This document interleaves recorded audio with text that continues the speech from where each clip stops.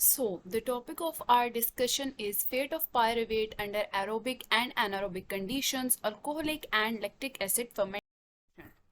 So, first of all, let us know what is pyruvic acid. सबसे पहले ये जानना ज़रूरी है कि pyruvic acid क्या है.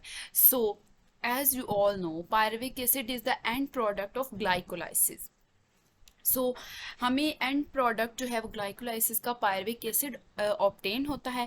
अब नेक्स्ट जो फेट है पायरविक एसिड की, दैट कि पायरविक एसिड फर्दर किन स्टेप्स को प्रोसीड करेगा वो डिपेंड करता है अवेलेबिलिटी ऑफ ऑक्सीजन पे. पायरविक एसिड की बेसिकली टू फेट्स हैं, एरोबिक लाइक टू कंडीशंस हमारे पास आ जाती हैं, aerobic conditions and anaerobic conditions. First of all I will discuss aerobic conditions. जब हमारे पास रिक्वायर्ड अमाउंट में ऑक्सीजन अवेलेबल होती है, so the conditions will be aerobic.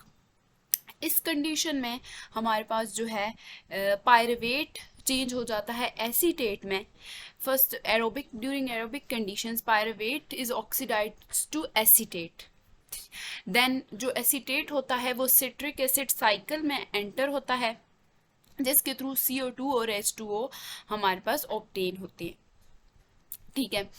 NADH first of all हमारे पास जो पायरुवेट बनता है वो बनता है ग्लूकोज से. ग्लाइसरल्डिहाइड 3-फॉस्फेट बनता है एंड देन ग्लाइसरल्डिहाइड 3-फॉस्फेट से पायरुवेट बनता है. इस स्टेप के दौरान जो है NAD कन्वर्ट होता है NADH के अंदर. तो वो जो NAD है उसको रीजनरेट करवाना हमारे लिए बहुत ज़्यादा इम्पॉर्टेंट होता है. वो NAD ताकि दोबारा से जाके वहाँ पे यूज़ हो और NADH में कन्वर्ट हो. NAD की रीजनरेशन बहुत इम्पॉर्टेंट होती है. ठीक है. सो इस स्टेप में हमारे पास एरोबिक कंडीशंस में जो है एसीटेट, जब सिट्रिक एसीटेट एंटर होता है माइटोकॉन्ड्रिया में और वहाँ पे वो CO2 और H2 के अंदर कन्वर्ट होता है, एक NADH भी प्रोड्यूस होता है और वो जो है वो इलेक्ट्रॉन ट्रांसपोर्ट चेन के अंदर जाके दोबारा से कन्वर्ट होता है NAD के अंदर. जो हमारे पास NAD की रीजनरेशन होनी होती है वो इस स्टेप के अंदर हो जाती है. अब हमारे पास कुछ ऐसे सेल्स होती हैं या कुछ ऐसी कंडीशंस होती हैं जहाँ पे हमारे पास ऑक्सीजन अवेलेबल नहीं होती, लाइक एक्टिव स्केलेटल मसल में, सबमर्ज प्लांट टिश्यूज़ में या फिर लैक्टिक एसिड बैक्टीरिया में हमारे पास हमें अवेलेबल नहीं होती ऑक्सीजन, जिसकी वजह से NADH जो है वो रीजनरेट नहीं होता. तो इस NAD को रीजनरेट करना बहुत ज़्यादा इम्पॉर्टेंट होता है. तो हमें कुछ और स्टेप्स ऐसे परफॉर्म किए जाते हैं जिसके थ्रू NAD जो है वो दोबारा रीजनरेट हो किसी और वे. दूसरी हमारे पास कंडीशंस आ जाती हैं एनारोबिक कंडीशंस, जहाँ पे हमारे पास ऑक्सीजन अवेलेबल नहीं होती. अर्लीस्ट कुछ ऐसे सेल्स थे जहाँ उनको ऑक्सीजन इतनी रिक्वायर्ड अमाउंट में अवेलेबल नहीं होती थी, तो वो फर्दर पायरुवेट जो है वो एनारोबिक कंडीशंस के अंदर प्रोसीड करता था. मॉडर्न जो हमारे कुछ ऑर्गेनिजम्स हैं उनने अपनी जो है एनारोबिक कंडीशंस को वो अडॉप्ट करते हैं NAD को रीजनरेट करने के लिए. सो इन दिस स्टेप हमारे पास आ जाता है लैक्टिक एसिड फर्मेंटेशन, जिनके अंदर जहाँ पे हमारे पास ऑक्सीजन रिक्वायर्ड अमाउंट में प्रेजेंट नहीं होती वहाँ पे लैक्टिक एसिड फर्मेंटेशन आ जाती है. जो हमारे पास पायरुवेट ऑब्टेन होता है वो कन्वर्ट हो जाता है लैक्टेट में और लैक्टिक एसिड में. जब एनिमल या किसी भी टिश्यू को जो है रिक्वायर्ड अमाउंट में ऑक्सीजन सप्लाई नहीं की जाएगी या ऑक्सीजन की सप्लाई सफिशिएंट नहीं होगी, तो NAD जो है वो हमारे पास रीजनरेट होगा. वो लैक्टेट पायरुवेट जब लैक्टेट के अंदर कन्वर्ट होगा तो उस स्टेप के दौरान हमारे पास NAD रीजनरेट होगा. कुछ हमारे पास सेल्स ऐसे होती हैं जिनके अंदर माइटोकॉन्ड्रिया नहीं होता, लाइक माइटोकॉन्ड्रिया के अंदर ही वो प्रोसेस होता है एरोबिक कंडीशन में, जिसके थ्रू NAD हमारे पास रीजनरेट होता है. सो कुछ ऐसे सेल्स हैं जैसे कि RBCs, erythrocytes, red blood cells जो है हमारे पास, उनके अंदर माइटोकॉन्ड्रिया प्रेजेंट नहीं होता, तो उन सेल्स के अंदर लैक्टिक एसिड फर्मेंटेशन होती है जिसके थ्रू NAD हमारे पास रीजनरेट होता है. So in this step, pyruvate is converted to lactate. So here is the reaction. Pyruvate is converted into lactate. जो enzyme जो इसके अंदर यूज होता है वो होता है lactate dehydrogenase, और इस प्रोसेस के अंदर हमारे पास NADH जो होता है वो NAD पॉजिटिव में कन्वर्ट हो जाता है, NAD हमारे पास रीजनरेट हो जाता है। इस स्टेप के अंदर आप लोग देख रहे होंगे कि जो ऊपर वाला एरो है ये रिवर्सिबल रिएक्शन है, ऊपर वाला एरो बड़ा है और नीचे वाला एरो छोटा है। ऐसा इसलिए है कि जो ओवरऑल इक्विलिब्रियम है इस रिएक्शन का वो सपोर्ट करता है पायरुवेट की लैक्टेट की सिंथेसिस को ज़्यादा सपोर्ट करता है एज कंपेयर टू पायरुवेट की सिंथेसिस को। So, moving toward our next slide, जो overall equilibrium है, as already I have told you कि जो overall equilibrium है वो lactic की formation को ज़्यादा favor करता है। उसके बाद इसके अंदर हमारे पास NAD जो है वो रीजनरेट हो जाता है, और जो टोटल मतलब लाइक हमारे पास ग्लाइसरल्डिहाइड 3-फॉस्फेट जब कन्वर्ट हुआ था पायरुवेट में तो 2 मॉलिक्यूल्स ऑफ NADH प्रोड्यूस हुए थे, और इस स्टेप के अंदर अगेन हमारे पास 2 मॉलिक्यूल्स ऑफ NAD रीजनरेट हो जाएंगे। सो नेट चेंज नहीं आएगा, ओवरऑल जो है वो बैलेंस्ड रहेगा। ग्लूकोज से जब पायरुवेट बना था तो 2 मॉलिक्यूल्स ऑफ NAD कन्वर्ट हुए से 2 मॉलिक्यूल्स ऑफ NADH, और जब पायरुवेट से लैक्टेट बना है तो 2 मॉलिक्यूल्स ऑफ NADH कन्वर्ट हो गए 2 molecules of NAD। So overall हमारे पास रिएक्शन जो है वो बैलेंस्ड रहा है। नेक्स्ट, कुछ ऐसे सेल्स होते हैं जिनके अंदर लैक्टेट एसिड जो है वो रिसाइकल, हमारे पास लैक्टेट का रिसाइकल होना बहुत ज़्यादा ज़रूरी है।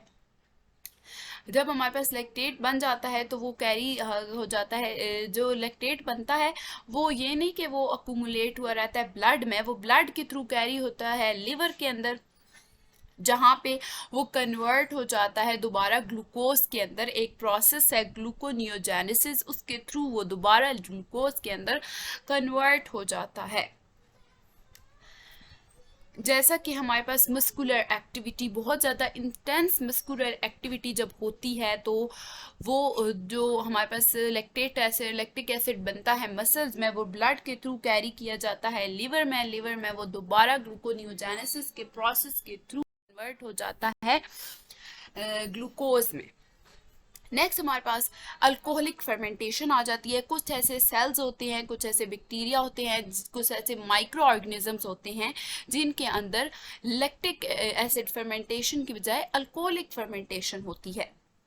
इस प्रोसेस के अंदर जो हमारे पास पायरुवेट आता है वो कन्वर्ट हो जाता है एथेनॉल के अंदर, that is alcohol. That is why this process is called alcoholic fermentation.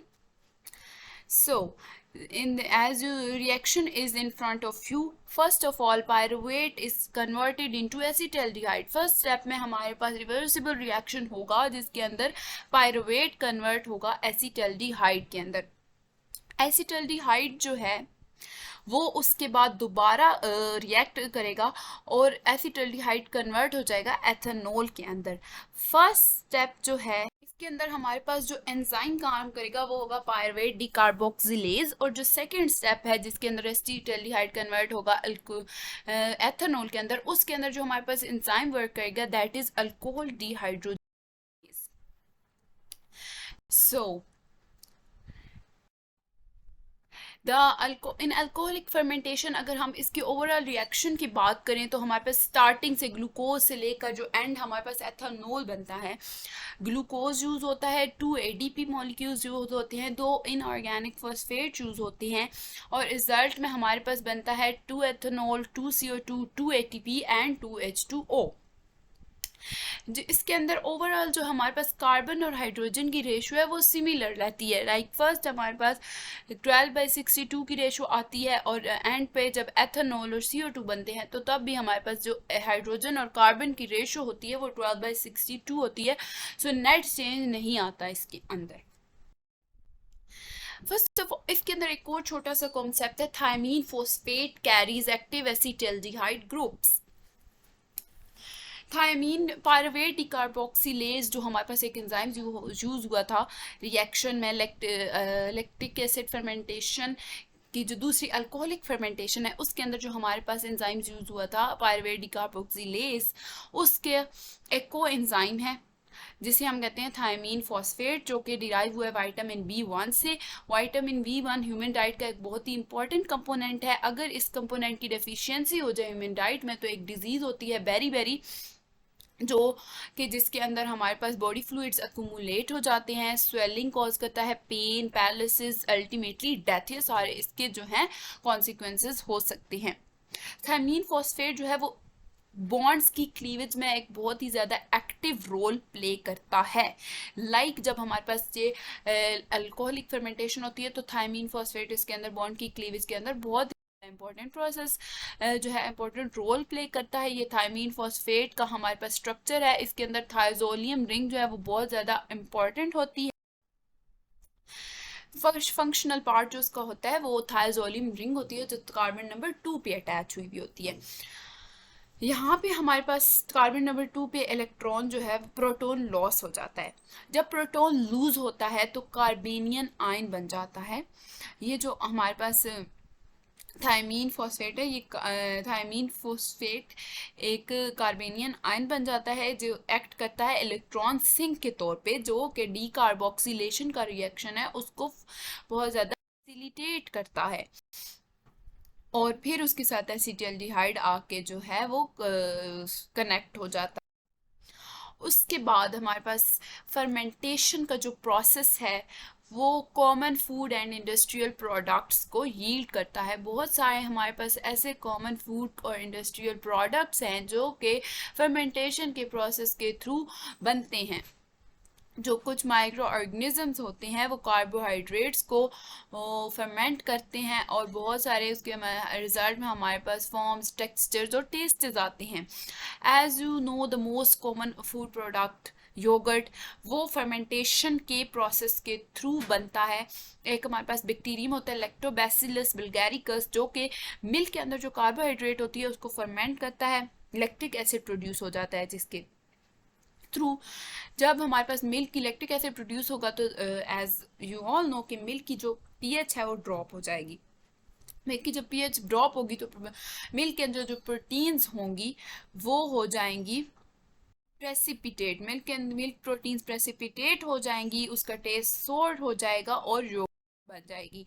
इसके अलावा प्रोपियोनिक बैक्टीरियम है हमारे पास जो कि मिल्क को फर्मेंट करता है, उसके अंदर प्रोपियोनिक एसिड और CO2 प्रोड्यूस करता है और ये जो है उसकी as a result of propionic acid milk की प्रोटीन्स प्रेसिपिटेट हो जाएंगी, बबल्स बनेंगे, CO2 को एज अ रिजल्ट हमारे पास चीज़ बन जाएगी। ये भी एक मोस्ट कॉमन फूड प्रोडक्ट है।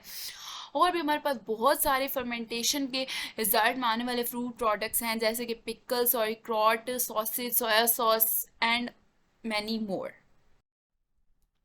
एक और हमारे पास बैक्टीरियम है क्लोस्ट्रीडियम जो कि ब्यूटेनॉल और स्टार्च को ब्यूटेनॉल और एसीटोन में फर्मेंट कर देता है। इसकी जो डिस्कवरी है ये इसके थ्रू हमारे पास इंडस्ट्रियल फर्मेंटेशन की फील्ड ओपन हो जाती है। ठीक है, उसके तो इसके जो रिजल्ट्स में हमारे पास बहुत सारे फर्मेंटेशन माइक्रोबियल फर्मेंटेशन आती है जिसके through formic acid, acetic acid, propionic acid and many more जो है वो प्रोड्यूस होते हैं और इससे डिफरेंट प्रोडक्ट आती हैं। इंडस्ट्रियल स्केल फर्मेंटेशन में क्या होता है कि एक स्टीराइलाइजेबल वेसल हम लेते हैं जिसके अंदर थाउजेंड्स ऑफ ग्रोथ मीडियम होते हैं, माइक्रो ऑर्गेनिजम्स होते हैं स्टीराइलाइजेबल वेसल के अंदर। इसके अंदर बहुत कार्बन और एनर्जी होती है। हमारे पास कंडीशंस हम कंट्रोल रखते हैं, ऑक्सीजन लो होती है, ऑक्सीजन कंसंट्रेशन, और जो टेम्परेचर होता है हमारे पास कांस्टेंट होता है। उसको हम सेंट्रीफ्यूज करते हैं, सेल्स को सेपरेट करते हैं और वैल्यूएबल फर्मेंटेशन प्रोडक्ट्स जो हैं हमारे पास ऑब्टेन हो जाती हैं। एथलीट्स, एलिगेटर्स और कोलिकेंस जो है वो लिमिटिंग कंसंट्रेशन ऑफ ऑक्सीजन पे ग्लाइकोलाइसिस को कैरी करते हैं।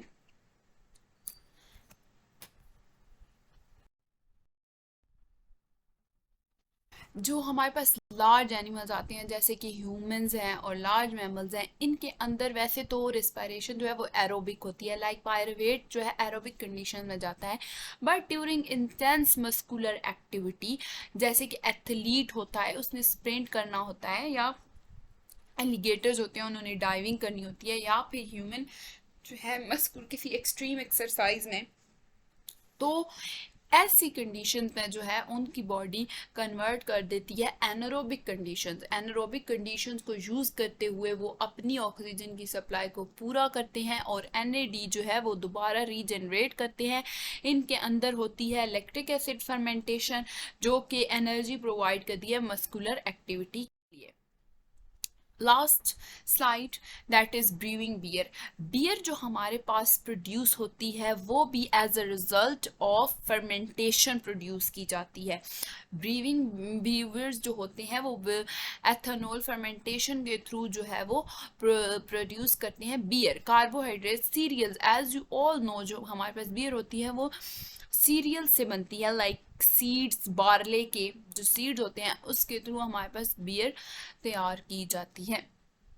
एथेनॉल फर्मेंटेशन कैरी की जाती है, जो सीरियल्स के अंदर कार्बोहाइड्रेट्स होते हैं उनकी फर्मेंटेशन होती है और इसके रिजल्ट में हमारे पास जो है वो ब्रीविंग जो बियर है वो बनती है। इसके अंदर जो एंजाइम्स होते हैं वो ग्लाइकोलाइटिक एंजाइम्स यूज होते हैं। फर्स्ट ऑफ ऑल जो कार्बोहाइड्रेट्स होते हैं पॉलीसेक्राइड्स होते हैं उनको कन्वर्ट किया जाता है डाइसेक्राइड्स और मोनोसेक्राइड्स में, एंड देन उसकी की जाती है फर्मेंटेशन और फिर उससे बियर हमारे पास प्रिपेयर की जाती है। Thank you so much.